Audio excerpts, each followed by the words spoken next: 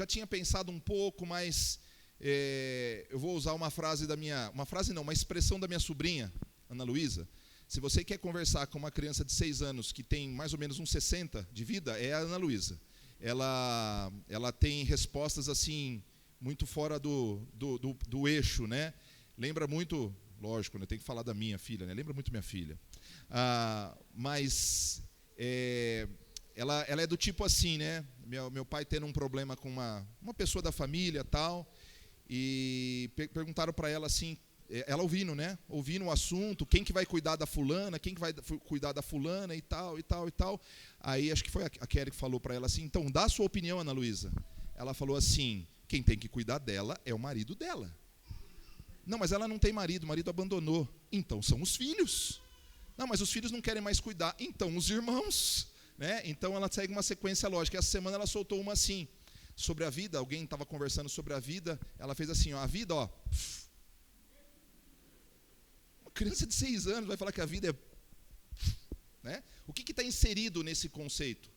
O conceito da transitoriedade da vida, que é algo muito simples, que todos nós conhecemos, todos nós estamos inteirados de que a vida é passageira, todos nós lidamos no cotidiano com questões que nos fazem lembrar, quando nós vamos a um velório, quando nós participamos, assistimos alguma reportagem, e nós vemos que as pessoas começam hoje, e a hora que a gente olha, o tempo passou, e a gente deixou de fazer tantas coisas que a gente gostaria.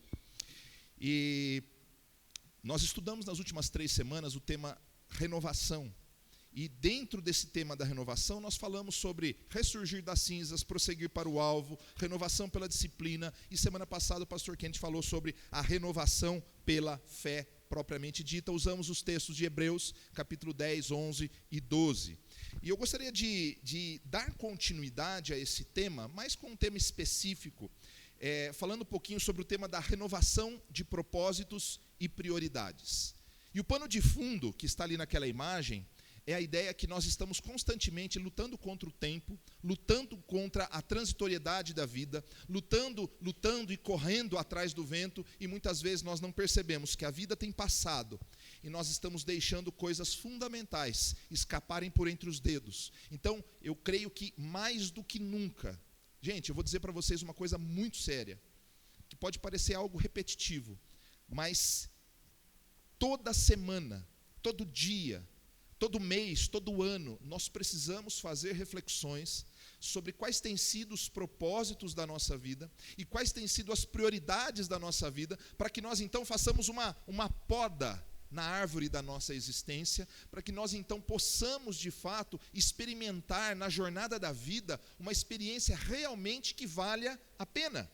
A Bíblia, irmãos, está repleta de textos que falam sobre esse tema, sobre a vida ser um sopro, de que ela passa rapidamente, e por isso nós precisamos descobrir quais são os nossos propósitos, qual é o propósito da sua vida, e tendo em vista que você já sabe qual é o propósito da sua existência, quais são as prioridades que você tem colocado na prateleira da sua vida. Salvo algumas exceções que desfrutam de privilégios muito amplos, eu queria dizer para vocês, e aí isso é uma dose de realismo, de que nós não vamos realizar os nossos sonhos da maneira que nós pensamos.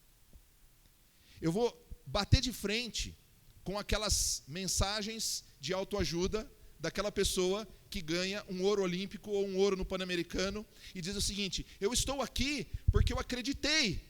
E você precisa acreditar que quando a gente acredita, a gente realiza os nossos sonhos. Eu quero dizer uma coisa para vocês. Esta não é a verdade da vida. Esta não é a verdade da vida. Eu diria para vocês que nós realizamos alguns dos nossos sonhos, mas que muitas vezes nós vamos ter que nos deparar com a frustração de não termos realizado alguns dos nossos sonhos. Então, nós precisamos encarar a vida como ela é, não com pessimismo, e nem com um otimismo cego, mas com a realidade que a palavra de Deus nos apresenta. Então, abra sua Bíblia lá em Tiago, capítulo de número 4, versos 13 a 17. Tiago 4, 13 a 17. Aí você vai falar assim para mim: então eu tenho que viver uma vida frustrado? Não, não é isso que nós estamos falando. Mas nós vamos então começar a entender se a gente está seguindo no propósito correto e aí, consequentemente, quais têm sido as nossas prioridades. Tiago 4, 13 a 17. Eu vou fazer a leitura na Nova Versão Internacional. Então, se você tem essa versão, você vai entender palavra por palavra, se não, entenda o contexto. Diz assim a palavra do Senhor: ouçam agora, vocês que dizem: hoje ou amanhã iremos para esta ou aquela cidade, passaremos um ano ali, faremos negócios e ganharemos dinheiro. Vocês nem sabem o que acontecerá amanhã. Que é a sua vida? Vocês são como a neblina, que aparece por um pouco de tempo e depois se dissipa. Diria Ana Luísa: a vida é... Em vez disso, deveriam dizer: se o Senhor quiser, viveremos e faremos isto ou aquilo. Agora, porém, vocês se vangloriam das suas pretensões. Toda vanglória como essa é maligna, portanto, pensem nisto. Quem sabe que deve fazer o bem e não faz, comete pecado. Irmãos, a primeira coisa que o texto nos fala é que nós precisamos reconhecer que a vida é como neblina, que a vida é passageira. Nós precisamos ter essa consciência todos os dias. Nós precisamos ter essa consciência a cada manhã. Nós precisamos ter essa consciência quando nós pegamos a estrada. Semana passada, a gente foi pegar o carro para ir para Jaboticabal, e eu falei assim para a Viviane na saída. Eu saí de casa e falei: caramba, esqueci de dizer uma coisa. Ouvi, a senha do banco é tal, se acontecer alguma coisa. Ela falou: para com isso, besta. Eu falei assim: na verdade, esse é o fato. Tinha uma senha lá que eu não tinha passado para ela, então eu já avisei, né? Lógico que depois eu tive que mudar, caso ela decida usar essa senha, né? Não, brincadeira, não mudei. É só para dinamizar o processo aqui. Veja só, irmãos, a vida é passageira. Quando nós estávamos voltando de Jaboticabal, eram umas 10 horas da noite, o pastor Kenneth na pistazinha lá na Faria Lima, e de repente a gente estava lá na velocidade da pista, porque o meu carro está no nome dela, não pode chegar multa, porque ela tem lá no celular lá, fica chegando lá a informação, então não posso tomar multa. E de repente, num piscar de olhos, um cachorro desse tamanho, né, pastor Kenneth? No meio da pista, morto. Eu fiquei pensando, se eu tivesse meio metro para lá, se eu tivesse passado em cima dele, o que teria acontecido, né? Porque a vida é passageira. Nós pensamos que nós estamos no controle das coisas, mas nós não estamos. E não é simplesmente a questão da morte repentina, mas eu estou dizendo da velocidade com que a vida passa. Esta semana, eu estava com meu pai, passando perto do estádio do Guarani, e eu passei em frente da escolinha que eu estudei quando tinha 5 anos. Vocês não sabem o nome da escola. Kelly, você lembra o nome da escola? Não, você está com Alzheimer, né? Lollipop. Gente, eu fiquei com o coração tão meigo quando eu passei naquele lugar. Eu lembrei de todos os momentos que eu vivi naquela escola. Eu lembrei do meu primeiro amigo. Vocês acreditam nisso? Eu lembrei do Marco Antônio, meu primeiro amigo. Gente, então, hoje é Marco Antônio, né? Eu tenho outro Marco Antônio amigo hoje. Gente, rapidamente a vida passou. Isso faz 37 anos. Quantos homens e mulheres aqui pensam, que olham para o seu corpo e falam assim: ele está meio estragadinho, mas eu tenho a cabeça de 15 anos, de 20 anos. O Júnior pensa isso, sabia disso? O Júnior, ele pensa isso todo dia. Ele vai jogar bola e ele pensa que ele tem 20 anos. É verdade. Então, veja só. Ontem, no encontro de casais, eu descobri uma coisa que... O Júnior perguntou assim para as pessoas: o que o cônjuge mais gosta que você faça? E a Elaine levantou a mão. Eu falei: lá vem, né? Já vem uma conversa picante aqui, né? Ele falou assim: ele gosta que eu deixo ele dormir. Olha como o tempo passou. Olha como o tempo passou para o Marildo. Veja, o tempo passou. Aquilo que era já não é mais. Nós precisamos entender, irmãos, que a vida é passageira. Olha o que diz Salmo 144. Diz assim, o homem é como um sopro, seus dias são como uma sombra passageira. E eu queria convidar você a ler comigo o Salmo 90. Mas está ali, só lê 6 versículos. Vamos ler juntos? Mas assim, eu leio 1, vocês leiam o 2. Eu leio 3, vocês leem sempre os números pares. Vamos lá? Senhor, Tu tens sido nosso refúgio ao longo das gerações.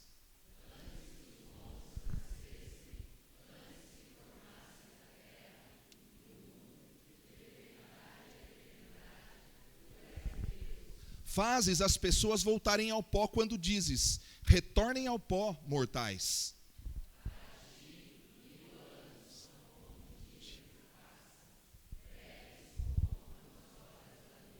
Arrastas as pessoas como uma enchente, elas são como sonhos que desaparecem, são como a grama que nasce pela manhã.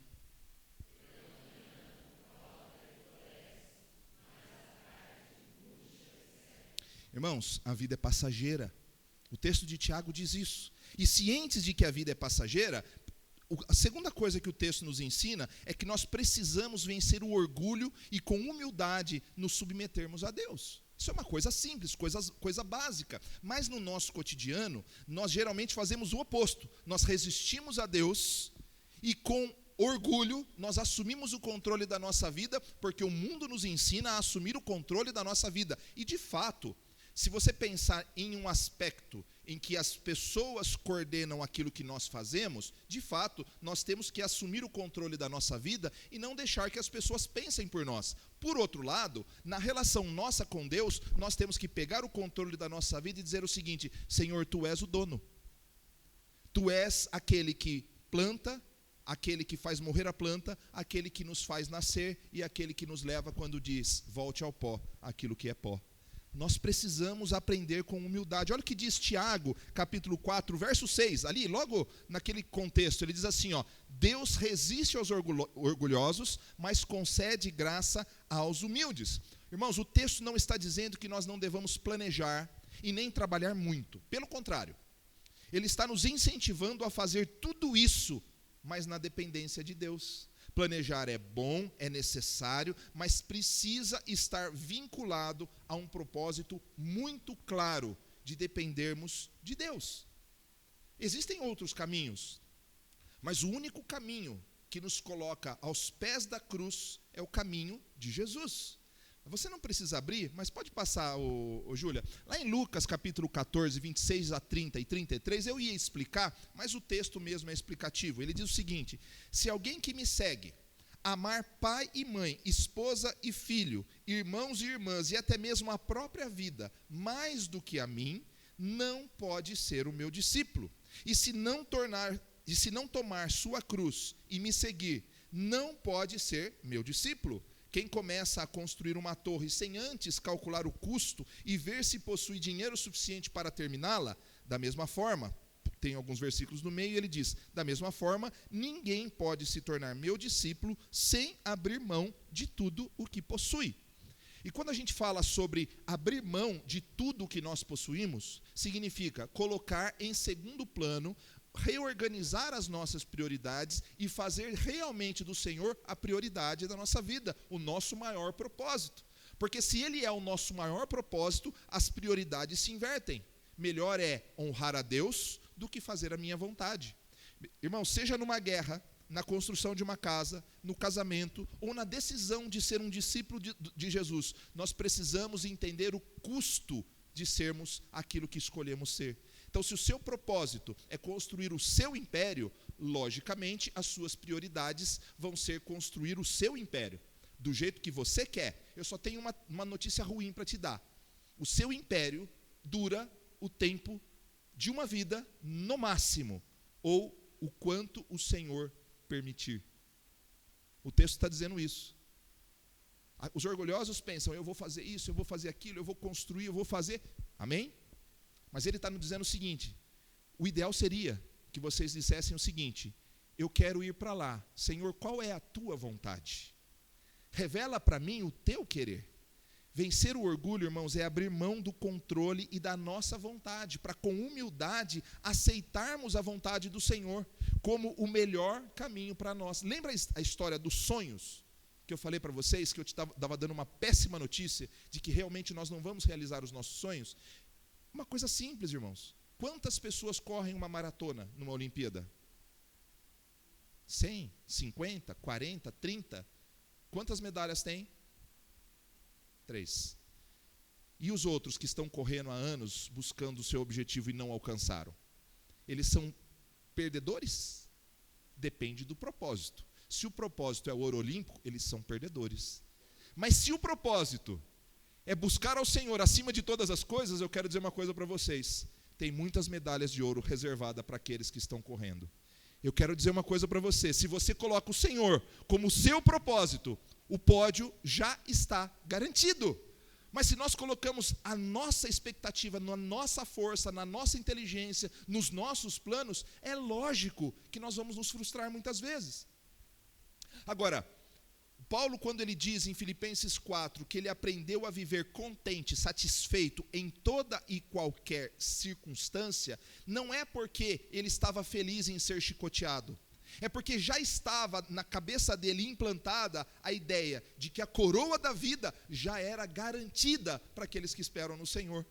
Então, irmãos, em alguns momentos vamos ter vitórias na vida, amém por isso, agradecemos a Deus por isso. Em outras teremos derrotas que vão nos ensinar muitas coisas e agradecemos até mesmo pelas derrotas. Então nós precisamos reconhecer que a vida é finita.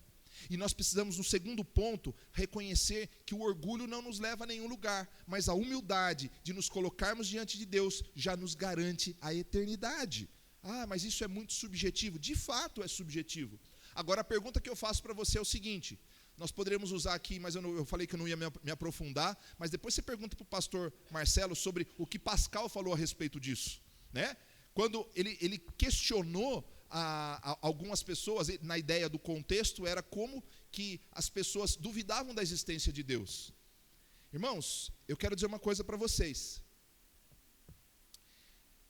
Nós precisamos começar a olhar a vida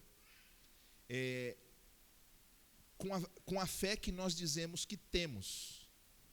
Porque se nós olharmos pelos olhos da fé, é impossível negar a existência de Deus. E não é questão de lógica, é questão de que Deus se manifesta em todos os momentos. E Ele faz nascer dentro de nós a capacidade de crermos e nos relacionarmos com Ele. Basta que busquemos, a palavra diz isso, busquem e acharão. Buscar-me-eis e me achareis quando me buscardes de todo o vosso coração. Eu quero dizer para você, irmãos, não há atitude melhor que nós podemos tomar na nossa vida do que escolher um propósito que transcenda este mundo. Este mundo é injusto. Esse mundo tem muitas coisas boas, mas não é nele que deve estar a nossa esperança, porque ele é injusto, ele é ingrato. Nós vivemos com grandes notícias, mas na maioria das vezes essas notícias não são muito boas. Se nós pararmos para enxergar a vida como ela é uma vida de dor. Agora, quando nós estamos com o Senhor, por mais que enfrentemos esses momentos de dor, a alegria do Senhor transborda dentro de nós, porque ela é a nossa força. Sabe o que Neemias e Esdras, ensinando o livro da lei lá para o povo que voltou na reconstrução lá de Jerusalém, dos muros e por aí vai, ele diz o seguinte: vão, celebrem, comam carnes gordas, né? Regozijem-se, porque a alegria do Senhor é a nossa força. Nós precisamos encontrar essa alegria de uma vez por todas e experimentar uma coisa que está além das circunstâncias. Terceira coisa, nós precisamos reconhecer de fato que o Senhor tem um domínio sobre tudo. Vocês estão vendo aquele pé pisando sobre tudo lá? É inspirado nesse texto aqui, ó. Pode passar. Naum capítulo 1, verso 3 diz assim, ó: o Senhor é muito paciente, mas o seu poder é imenso. O Senhor não deixará impune o culpado. O seu caminho está no vendaval e na tempestade, e as nuvens são a poeira de seus pés. Irmãos, a palavra nos ensina que Cristo é Senhor sobre todas as coisas. Você reconhecendo ou não o senhorio de Cristo, Ele é. Você querendo que ele seja ou não querendo, ele continua sendo. O seu desejo não muda quem Deus é. Ele é o nosso mestre, a quem nós devemos seguir. Afinal, o objetivo de um discípulo é ser como o seu mestre. Queridos, eu confesso que é preocupante e triste que ainda estejamos lutando contra verdades tão basilares da fé cristã. Ele é o Criador. Ele é o Criador de todas as coisas. Ele tem domínio sobre tudo, inclusive sobre a vida e sobre a morte. Ele é o único caminho que pode dar esperança. É Ele que nos faz viver sem medo do dia de amanhã. Pois enquanto nós estamos vivos, irmãos, Ele está conosco. E se morrermos, habitaremos com Ele. Olha que coisa grandiosa. Nós temos a certeza de que em Cristo, vivendo ou morrendo, nós temos a esperança da glória. O problema, irmãos, é que o nosso coração ele é enganoso, e nós achamos que teremos tempo de fazer todas as coisas. Aquele velho ditado, a pessoa diz assim: não, quando eu ficar velho e curtir a minha vida, eu vou entregar minha vida ao Senhor e vou viver para Ele. Irmãos, isso não existe. Sabe por que isso não existe? Porque hoje é o dia da salvação. Porque hoje é o dia que eu tenho que escolher para o Senhor. Porque amanhã pode não existir, e o daqui a pouco talvez também não.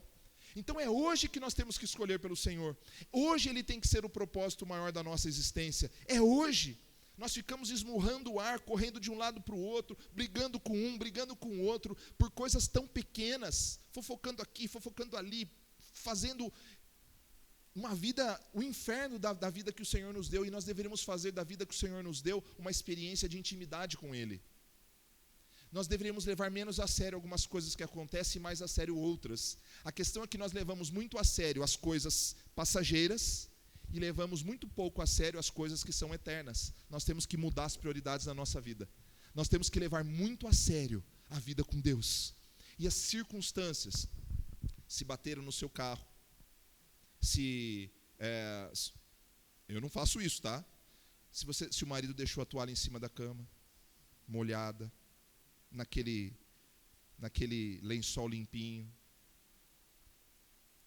O Cris faz isso. Carol deu uma risada aqui que deu para ouvir de longe. Veja só, a gente deveria inverter. Você já imaginou se nós fôssemos muito rígidos, com a disposição de sermos mais fiéis ao Senhor, de buscarmos a Ele com intensidade, com tudo que temos, com tudo que somos? De repente a vida ficaria muito mais leve. Nós estamos querendo uma vida leve, fazendo das circunstâncias pequenas motivos de terceiras, quartas, quintas guerras mundiais. Eu não estou dizendo que o marido tem que se acomodar e falar: pastor deixou que eu posso jogar a toalha em cima da cama. Eu só acho que cada coisa ela tem que ser cobrada na medida certa. Nós temos que ajudar uns aos outros a ser melhores. Aliás, nós recebemos esse desafio ontem. Eu não sei, a Viviane agora fica falando na minha cabeça: você tem que fazer uma coisa para me agradar essa semana, você tem que fazer uma coisa para agradar essa semana. Quem estava aqui no encontro sabe. Então, a gente tem que fazer alguma coisa pelo outro, a gente tem que ajudar o outro a ser melhor. É assim que funciona a vida. Mas a gente tem que cobrar menos as coisas que são passageiras e nos cobrar mais pelas coisas que são eternas. Tiago, você não precisa abrir, Tiago capítulo 1, versos 2 a 4, diz assim, ó: a provação nos ensina a perseverar, e a perseverança nos faz crescer. Irmãos, quando Abraão, quem conhece a história, um homem de 100 anos, que achou que nunca ia ter herdeiro, ele recebeu a promessa do Senhor, que Sara, sua esposa, engravidaria. Eles riram, acharam que não ia dar certo, fizeram até um monte de bobagem. Aí eles encontraram a promessa. E Sara engravidou, concebeu. Abraão já tinha 100 anos. O menino nasceu. E com certeza, ele era muito amado. Alguém aqui não ama o seu filho? Não levanta a mão, hein? Mas o que nós não faríamos pelos nossos filhos? Aí chega em determinada idade daquele menino, Deus chega para Abraão e fala assim: Abraão, pega Isaac, leva lá no Monte Moriá, como diz o Antônio, a música que ele cantava sempre, né? Faz tempo que ele não canta. Pode provar.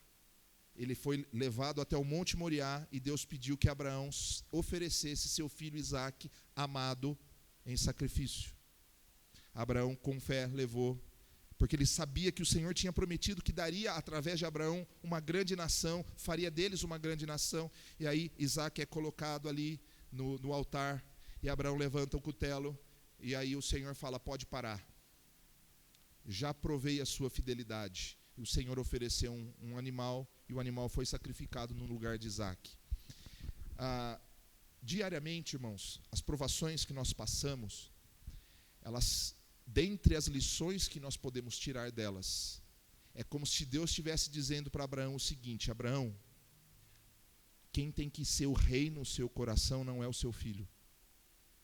Eu sou o único rei no seu coração. Me coloque no lugar devido na sua vida. Isso é coisa basilar de discipulado. Irmãos, nós podemos chamar os nossos filhos de príncipes, princesas, lindos, maravilhosos, mas eles não podem ser reis em nosso coração. Nem marido, nem esposa e nem filhos. Somente Cristo pode ser o rei em nosso coração. Nós estamos falando em ter um propósito e mudar prioridades. Ele é o nosso mestre, em quem nós descansamos e a quem nós imitamos. Afinal, se Ele permitir, como diz o texto de Tiago, iremos ou ficaremos. Nossos planos precisam estar submissos à vontade do Senhor. Ele tem que ser rei em nosso coração. Olha o que diz Provérbios capítulo 16, verso 1. Vamos ler juntos? O coração do homem faz planos, mas a resposta certa vem dos lábios do Senhor. Por fim, irmãos, quarto tópico.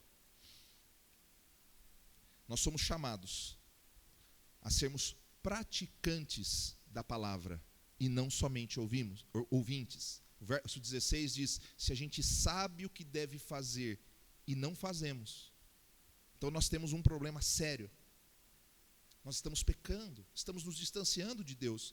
Pode passar, Julinha. Lá em Tiago capítulo 1, verso 22, o próprio Tiago diz assim, não se limitem, porém, a ouvir a palavra, ponham-na em prática, do contrário, só enganarão a si mesmos. Qual tem sido o seu propósito de vida?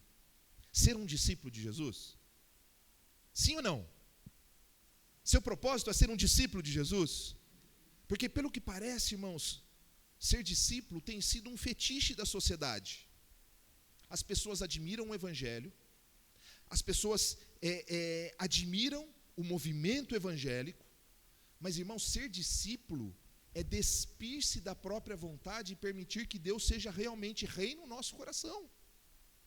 Levantar as mãos e cantar é a parte mais fácil. E eu vou dizer até para vocês, pregar também é fácil. Basta treinar. Pega o pastor Marcelo, que é o coach quântico aqui da igreja, né? Só os que estão no Facebook entendem o que eu estou falando, mas você vai aprender a pregar. Pregar é fácil, irmãos. Estava conversando com uma pessoa recentemente justamente sobre isso. Como é fácil abrir uma igreja e começar a pregar. Isso é fácil. O difícil é ser discípulo de Jesus. O difícil é negar a si mesmo, tomar a nossa cruz e seguir na mudança das prioridades, na mudança daquilo que temos, daquilo que somos. Tiago nos fala nesta carta que a única maneira de demonstrarmos que a nossa fé em Jesus é real é por meio de uma mudança radical, frutos, obras.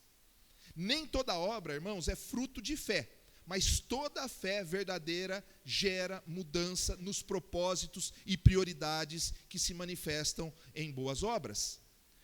Um exemplo disso: quem falta você perdoar hoje? Irmãos, nós precisamos fazer um movimento seríssimo de perdão. Nós temos que fazer um movimento seríssimo de submissão mútua uns aos outros, dentro das nossas casas, dos nossos lares, da nossa comunidade. Nós temos que abandonar aquela cerviz endurecida, aquela resistência. Nós temos que ter disposição para sermos transformados pelo Evangelho. Se nós sabemos que a vida é passageira e que ela está nas mãos do Senhor, por que nós vivemos atrás de coisas que não fazem sentido? Por que ainda insistimos em ter o controle e viver uma vida com Deus na camiseta, mas longe do coração? Por que nós insistimos? Porque Deus conhece o nosso coração. Deus conhece a nossa vida por inteiro. Antes de nascermos, Ele já nos conhecia. Por que nós insistimos em viver uma vida de aparência? Deus não quer isso. Irmãos, quais mudanças você precisa fazer em suas prioridades? Alguns sonhos nós vamos sim realizar. Algumas coisas Deus nos abençoará. Eu estava lendo o currículo de um pastor. Eu achei ele é um ótimo um ótimo pastor, um ótimo pregador, mas eu achei interessante uma coisa assim, ó. Estava dizendo assim, ó, pastor fulano de tal, não vou citar o nome, é americano, assumiu a igreja e em uma semana a igreja passou de 80 para 13 mil membros. Se Deus permitiu, foi Deus que permitiu. A gente nunca pode achar que o mérito é humano, porque isso aí é mudar a ordem de quem é o dono de quem. O Senhor é o dono de todas as coisas. Algumas coisas nos serão dadas, mas nós não podemos nos esquecer que todas elas são permissão do Senhor. A vida é passageira e nós precisamos urgentemente reorganizar as nossas prioridades. Em busca de satisfação, nós estamos procurando caminhos errados. Somos discípulos de nós mesmos. Nós não somos discípulos de Jesus muitas vezes. Nós somos discípulos do Jesus que nós acreditamos que existe. Mas sermos discípulos de Jesus é sermos submissos à palavra de Deus. Nós às vezes acreditamos que esse aqui é o caminho e somos mimados demais. Nós precisamos voltar aos pés do Senhor com humildade e pedir que Ele defina o nosso caminho. Nós vamos decidindo, e eu gosto muito do exemplo, e eu não vou entrar muito em detalhe porque nós já estamos num horário avançado, mas lembre-se da história de Davi. Davi, vencedor, um rei de guerras, de conquistas, começou a tropeçar em algumas coisas, pegou a mulher do soldado, fez isso, fez aquilo. Davi fez um monte de bobagem. A gente gosta de exaltar Davi, mas porque Davi teve um coração de arrependimento e porque Deus o escolheu. Agora, chegou um momento em que ele tinha uma missão.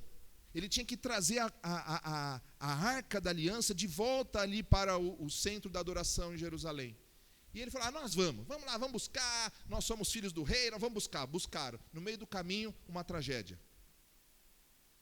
A arca vai cair do carroção e eles tinham orientação de não tocarem na arca. E Uzá pegou e tocou naquela arca para tentar proteger da queda. E ao tentar fazer isso, Uzá ele tomou uma decisão errada, porque ele tentou cuidar de Deus e na verdade Deus é que cuida da gente. E Davi, vendo aquela situação, falou, mas Deus está comigo, por que isso deu errado? Aí ele voltou, orou, pensou, tudo resumindo isso, tá, gente? Aí ele falou, não, nós vamos fazer o seguinte. Então ele foi lá, falou, nós vamos buscar de novo. Passaram as varetas nas argolas, carregaram a arca, puseram de novo, e cada passo que ele ia dando, a cada instante ele parava, agradecia a Deus, orava, sacrificava e continuava seguindo. Irmãos, eu acho que a nossa vida, ela não pode parar. Nós citamos hoje de manhã a fábula de Esopo, da lebre e da tartaruga, e aí a ideia, irmãos, é que nós precisamos dar sempre passos, nós não podemos ficar com medos parados. Nós temos que continuar, planejar, dá um passo, agradece a Deus todos os dias. No dia seguinte, agradece a Deus de novo. No dia seguinte, pede orientação de Deus. Isso é intimidade com Ele. Nós não podemos parar, mas nós não podemos achar que nós somos super-homens.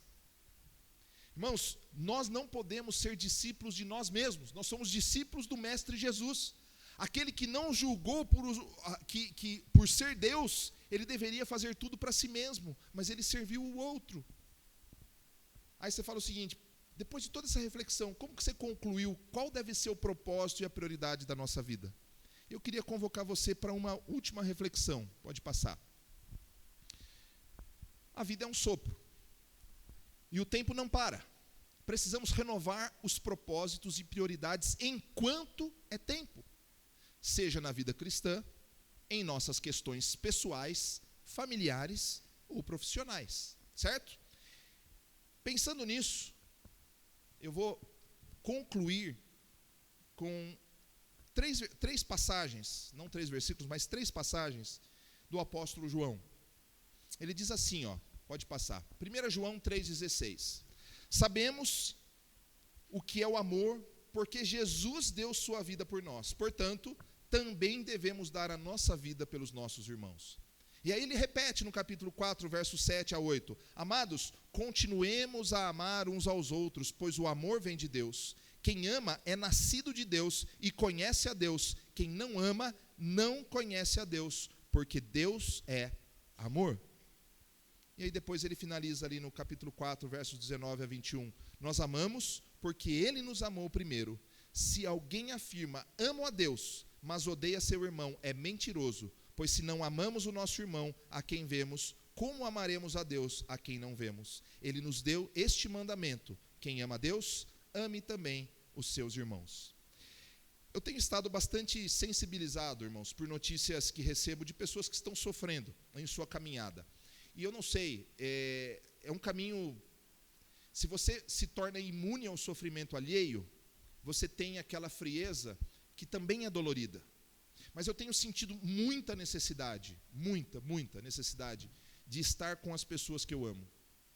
Eu tenho muita necessidade de dizer para elas que eu estou com elas. Eu tenho muita necessidade de dar abraços. Deus tem tratado o meu coração e de uma forma assim muito dolorida. Eu estou sofrendo, irmãos, muitas vezes sozinho, e às vezes eu não falo para ninguém, nem para Viviane, nem para Carol. Às vezes eu estou ali sofrendo. Algumas vezes algumas pessoas falam assim: o que você está sentindo? Irmãos, é muito dolorido quando você ouve os problemas dos outros. Não que eu não queira ouvir, pelo contrário, mas você se sente impotente diante da dor alheia. As pessoas estão cansadas, as pessoas estão sobrecarregadas, as pessoas estão decepcionadas, estão sozinhas.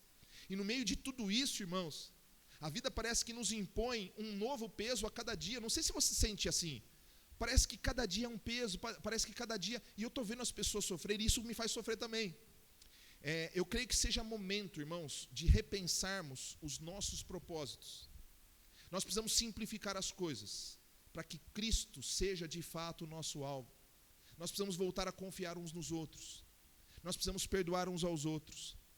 E eu fiz uma pergunta para mim mesmo: se você soubesse, Lucas, que você tem pouco tempo de vida, pouquíssimo tempo de vida, talvez dias, onde você gostaria de estar? E a resposta é muito simples. Muito simples. Eu queria estar aqui com vocês, passar um tempo com vocês, depois ir para minha casa, chamar os meus familiares, sentar com eles, fazer uma boa comida, darmos muita risada, abraçarmos uns aos outros. Só isso. Irmãos, eu não quero mais nada. Nós precisamos simplificar a vida.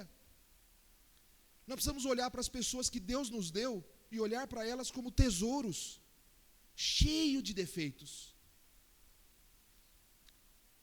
Eu faço essa pergunta para você: o que você gostaria se essa semana fosse a sua última semana? O que te impede de estar com as pessoas que você ama? O que te impede de pedir perdão e de se reconciliar com as pessoas que Deus te colocou no caminho? Onde você gostaria de estar? E talvez ali você encontre qual é o propósito da sua vida. Pelos textos lidos e pela compreensão que eu tenho da palavra, tudo começa pelo amor. E eu coloquei para mim os propósitos que o próprio Senhor nos colocou. Ele disse: amar o Senhor acima de todas as coisas, com os nossos lábios, o nosso testemunho, servindo e amando as pessoas. Eu amo estar aqui. Eu amo estar com a comunidade, seja no culto, seja no ensaio, seja num bate-papo, seja conversando com vocês por aí. Eu amo isso aqui. Para mim, eu entendo a minha vida, ela não faz sentido se eu não estiver com vocês. Segunda coisa, ame as pessoas como você ama você mesmo. Amar as pessoas como a mim mesmo. A gente quer ser perdoado, então perdoe. A gente quer ser acolhido, então acolha. A gente quer que as pessoas não sejam egoístas, então não seja você. A gente quer que as pessoas sejam cooperativas, então seja você.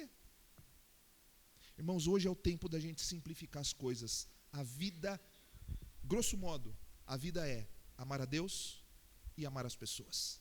Um discípulo do Senhor Jesus, ele ama Deus e ele ama as pessoas. Simples assim. Eu tenho certeza que a vida vai ficar mais fácil se nós tivermos esse propósito na nossa vida, porque aí as prioridades vão mudar. Aí a prioridade vai ser estar com as pessoas, viver em família em paz e não em guerra, para que Cristo cresça em nós e nós possamos alcançar outras pessoas para o Senhor. Vamos orar.